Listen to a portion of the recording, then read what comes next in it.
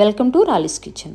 ఈరోజు మన రాలిస్ కిచెన్లో చేయబోయే recipe Andhra special spicy tangy veg ఉలవచారు బిర్యానీ. ఈ బిర్యానీ ఒక్కసారి చేశారంటే మళ్ళీ మళ్ళీ చేయాలనిపిస్తుంది, అంత టేస్టీగా ఉంటుంది. అలానే ప్రిపేర్ చేయడం కూడా చాలా ఈజీ ప్రాసెస్. ముందుగా కడాయిలో 2 టేబుల్ స్పూన్ల వరకు నెయ్యి వేసుకొని అందులో హోల్ గరం మసాలా దినుసులు వేసుకోవాలి. తర్వాత బిర్యానీ ఆకు వేసుకోవాలి. నా దగ్గర ఈ బిర్యానీ ఆకు చెట్టు కుండీలో పెంచుకుంటున్నాను. ఇది ఎండిన ఆకుల కంటే కూడా చాలా మంచి ఫ్లేవర్ వస్తుంది. నాకైతే ఇది చాలా నచ్చింది. చిన్న చెట్టుకే బోల్డ్ అనే ఆకులు వస్తాయి. మీకు ఎవరికైనా ఇంట్రెస్ట్ ఉంటే హెర్బల్ ప్లాంట్స్ అమ్మే నర్సరీలో దొరుకుతాయి. నెక్స్ట్ వచ్చేసి 2 పచ్చిమిర్చి చీలికలు, సన్నగా కట్ చేసిన ఉల్లిపాయ ముక్కలు వేసి వేగిన తర్వాత కొన్ని జీడిపప్పు పలుకులు కూడా వేసి ఆనియన్స్ బ్రౌన్ అయ్యే వరకు ఫ్రై చేసుకోవాలి. తర్వాత 1 స్పూన్ అల్లం వెల్లుల్లిపాయ పేస్ట్ వేసి 1 నిమిషం పాటు వేయించుకోవాలి. తర్వాత వెజిటబుల్స్ అన్నీ వేసుకోవాలి. కొద్దిగా గ్రీన్ పీసెస్, కొన్ని ఎల్లో క్యాప్సికము, అలానే రెడ్ క్యాప్సికమ్ ముక్కలు, పొడవుగా కట్ చేసిన బేబీకార్న్ పీసెస్, క్యారెట్ ముక్కలు, కొద్దిగా పన్నీర్ పీసెస్, మష్రూమ్స్, పొటాటో ముక్కలు అన్ని వెజిటబుల్స్ వేసి వేయించుకోవాలి. ఇలా అన్ని రకాల కూరగాయలు వేయాలనేం లేదు, కానీ మీ దగ్గర ఏవి అవైలబుల్ ఉంటే అవి వేసుకోవచ్చు. సరిపడా సాల్ట్ వేసుకొని స్టవ్ ఫ్లేమ్ మీడియం టు హైకి అడ్జస్ట్ చేసుకుంటూ 2 మినిట్స్ పాటు ఫ్రై చేసుకుంటే వెజిటబుల్స్ అన్నీ కూడా 40% వరకు కుక్ అవుతాయి.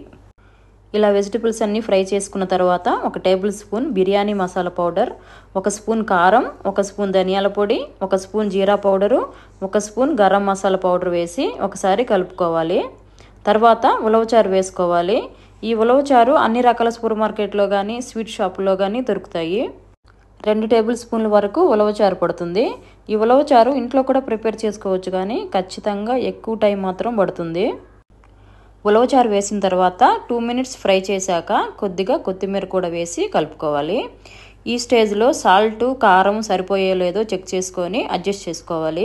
ఉలవచారులో ఆల్రెడీ సాల్ట్ యాడ్ చేసి ఉంటారు కాబట్టి మీరు జాగ్రత్తగా చూసి సాల్ట్ వేసుకోవాలి.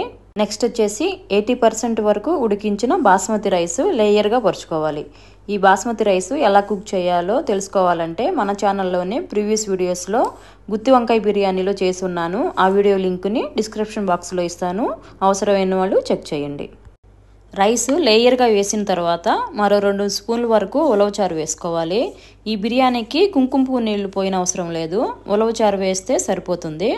తర్వాత గుప్పుడు పుదీనా, కొత్తిమీర తరుగు, ఫ్రైడ్ ఆనియన్స్ కొద్దిగా, బాస్మతి బియ్యం ఉడికించిన నీళ్లు 2 గరిటెలు పోసుకొని చివరిగా 2 స్పూన్లు నెయ్యి వేసుకొని హండీ మూత పెట్టి స్టవ్ ఫ్లేము సిమ్లో ఉంచుకొని 15 నిమిషాల పాటు దమ్ చేసుకోవాలి. 15 నిమిషాల తర్వాత మూత తీసి చూస్తే గుమగుమలాడుతూ చూడటానికి రెస్టారెంట్ స్టైల్లో ఉంది కదూ. పర్ఫెక్ట్ ఆంధ్ర స్టైల్ ఉలవచారు బిర్యానీ రెడీ అయినట్టే. ఈ బిర్యానీ లంచ్ బాక్సులకు కూడా చాలా బాగా సెట్ అవుతుంది. చిన్న చిన్న పార్టీస్కి కానీ కిట్టి పార్టీలకి, సండే స్పెషల్గా కానీ ఈ ఉలవచారు బిర్యానీ ట్రై చేసి చూడండి. చాలా టేస్టీగాను ఈజీగాను ప్రిపేర్ చేసుకోవచ్చు. ఈ సండే స్పెషల్గా మీరు కూడా ఇంట్లో ట్రై చేసి చూడండి. ఎలా కుదిరిందో కామెంట్స్లో తెలియపరచండి. మరిన్ని టేస్టీ అండ్ ఈజీ రెసిపీస్ కోసం రాలిస్ కిచెన్ ఛానల్ని సబ్స్క్రైబ్ చేసుకొని ఛానల్ని ఫాలో అవుతూ ఉండండి.